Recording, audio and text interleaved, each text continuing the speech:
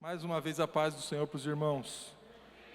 Eu só quero ler um versículo bíblico aqui, aliás, alguns versículos, uma palavra que está ardendo no meu coração desde ontem.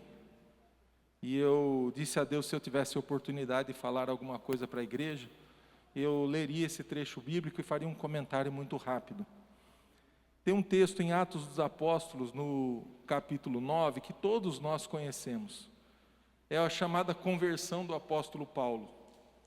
E eu, se possível, não sei se tem como colocar aqui no telão, Atos dos Apóstolos, capítulo 9, do verso 2 ao verso 8. E eu queria que você prestasse atenção muito rápido nessas palavras. Diz assim o verso 2: E pediu-lhes cartas para Damasco. Repita comigo, Damasco. Repita comigo, irmão, Damasco. Para as sinagogas, a fim de que se encontrassem alguns daquela seita que no caso, irmãos, o apóstolo Paulo não era Paulo ainda, era Saulo, e ele entendia que a igreja cristã era uma seita, olha só. Quer homens, quer mulheres, e os conduzissem presos a Jerusalém. E indo no caminho, aconteceu que chegando perto de Damasco, repita comigo, Damasco, subitamente o cercou um resplendor de luz do céu. Então, só repita comigo, só entenda comigo. O apóstolo Paulo, que não era Paulo, ainda era Saulo, ele estava indo para onde? Só o pastor que sabe aqui. O apóstolo Paulo, que não era Paulo, que ainda era Saulo, porque não tinha se convertido, estava indo para onde? Damasco. E caindo em terra, ouviu uma voz que lhe dizia: Saulo, Saulo, por que me persegues? E essa voz era de Jesus. E ele lhe disse: Quem és, Senhor? E ele lhe disse: Eu sou Jesus, a quem tu persegues. Duro é para ti recalcitrar contra os agrilhões? E ele, tremendo e atônito, disse: Senhor, o que queres que eu faça? E disse-lhes o Senhor: Levanta-te e entra na cidade, e lá te será dito o que te convém fazer. E os varões que vinham com ele pararam espantados e ouviram a voz, mas não vendo ninguém. E Saulo levantou-se da terra, e abrindo os olhos, não via ninguém, e guiando-o pela mão, conduziam a Damasco. Repita comigo, Damasco. Paulo queria chegar aonde? Paulo chegou aonde? Mas aconteceu algo no meio do caminho. Ele encontrou Jesus. E houve uma mudança de vida, e Saulo se tornou Paulo. Eu entendi nessa palavra, pastor, que tem muitas situações na nossa vida, e muitos desejos do nosso coração, e muitos sonhos que nós temos, projetos, anseios, cada um tem os seus. E nós achamos e temos a certeza que nós vamos chegar naquilo porque nós temos fé, e nós cremos que podemos chegar naquele ponto que nós imaginamos. Porém, nós muitas vezes nos esquecemos de entendermos ou de perguntarmos: Senhor, qual é a tua vontade para a minha vida? O apóstolo Paulo, que não era Paulo, que era Saulo, queria chegar em Damasco, mas ele chegou da forma com que ele estava, ou ele teve uma mudança de vida para chegar até Damasco? É essa pergunta que eu deixo para você nesta noite. Se você tem um projeto de vida, se você tem um sonho, se você tem um anseio, não deixe que esse sonho, que esse anseio, que esse plano que você tem para a sua vida, não seja guiado e modificado por Deus no meio do caminho. Entenda, Deus muitas vezes quer que você chegue naquele lugar, que é o desejo do seu coração, mas Ele quer que você chegue diferente. Ele não vai deixar de levar você até lá, mas vai ser da forma dEle, do jeito dEle, e você vai ter que se moldar na forma que Deus quer que você seja. Amém? Deus levou Paulo até Damasco, mas ele não chegou da mesma forma lá. E diz a Bíblia: e guiando-o pela mão, o conduziram até Damasco. Estes homens que o estavam acompanhando, o levaram para dentro da cidade. A cidade que ele já tinha plano de chegar antes, mas ele só chegou pelas mãos dos outros, porque Deus permitiu que ele chegasse. Mas chegou da mesma forma que estava lá fora? Não. Na porta da cidade aconteceu algo. Ele encontrou Jesus.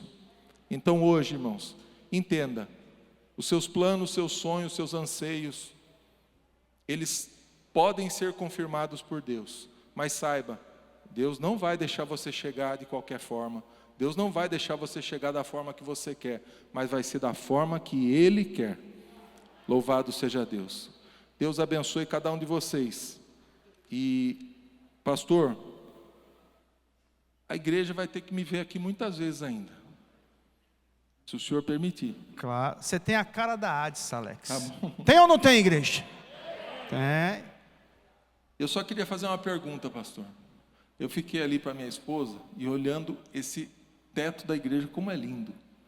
Eu tinha vindo aqui outra vez, mas não tinha prestado atenção nisso.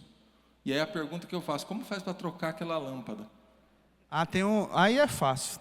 Lá no terceiro andar tem um caminho por cima, onde a manutenção é feita. Tudo. Vocês já não tiveram essa dúvida, irmãos? E nunca perguntaram para ninguém? Fala a verdade. Quando você olha para esse teto assim tão alto, você fala assim, como que troca uma lâmpada dessa aqui no meio, ó, por exemplo?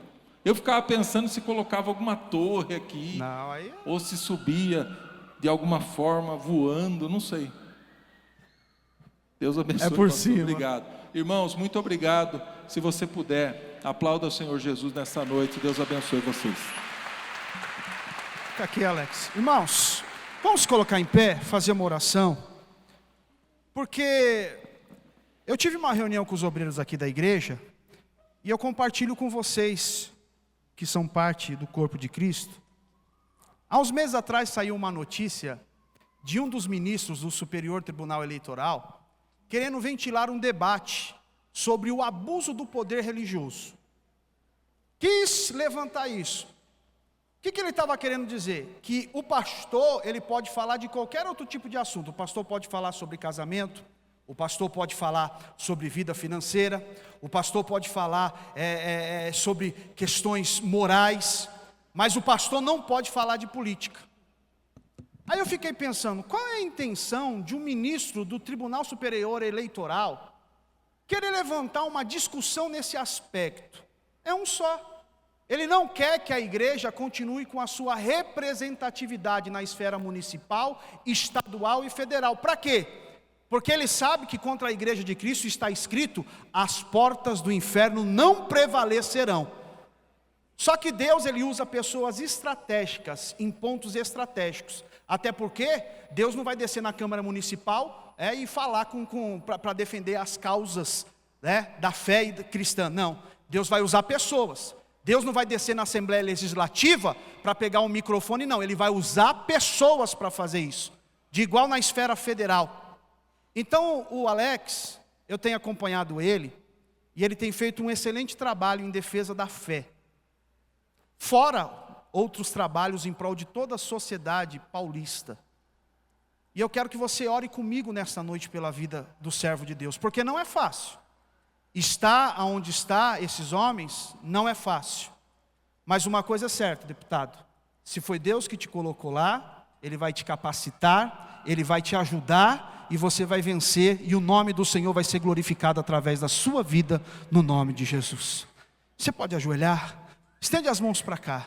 Eu quero convidar aqui para fazer esta oração, pastor José Gonçalves. Pega o microfone, pastor. Faça essa oração. Vem aqui, Elaine, por favor, porque a gente sabe que a esposa, tem que estar ao lado, tem que estar lutando junto. Então receba esta oração também, desta humilde igreja, nesta noite, para a glória do Senhor Jesus. Estenda as mãos para cá, toda a igreja. Senhor Deus e Pai, está aqui os teus servos, o teu filho, Pai, a tua serva. Deus, toma-os em tuas mãos. Deus, que nessa jornada, Senhor, ele tenha sucesso através do teu Espírito Santo. Abençoa, Senhor, a sua companheira. Toma-os em tuas mãos. Deus, que tu possa estar blindando, Senhor, de todo mal. dando vitória, Senhor, pois Tu és um Deus que tudo pode. Nós cremos em Ti, cremos na Tua palavra, Senhor, pois Tu és poderoso. Senhor, toma-os em Tuas mãos, guarda e proteja, em nome de Jesus Cristo. Amém. Amém. Aplauda o Senhor Jesus, pode tomar o teu assento. Deus abençoe, meu amigo.